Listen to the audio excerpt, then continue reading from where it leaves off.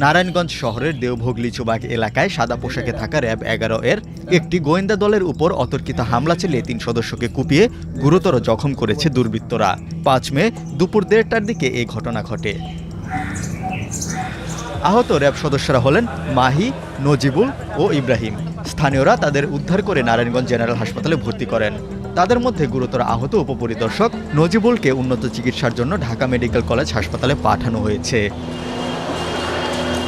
প্রত্যক্ষদর্শী ও পুলিশ সূত্র জানায়, দুপুরের দিকে দেওভোগ লিচুবাগ এলাকায় সাদা পোশাকে একটি গোয়েন্দা দল গেলে হঠাৎ অতর্কিতভাবে দুর্বৃত্তরা ধারালো অস্ত্র দিয়ে তাদের উপর হামলা চালায়। কিছু বুঝে ওঠার আগেই র্যাব সদস্যদের এলোপাতাড়ি কুপিয়ে রক্তাক্ত করা হয়। খবর পেয়ে র্যাব 11 এর ব্যাটালিয়ন অধিনায়ক lieutenant colonel HM Sajjad Hossain হাসপাতালে গিয়ে আহতদের খোঁজ খবর নেন। তিনি জানান, সেখানে কোনো আনুষ্ঠানিক অভিযান ছিল না। গোয়েন্দা তৎপরতার সময়ই হামলার শিকার হন সদস্যরা।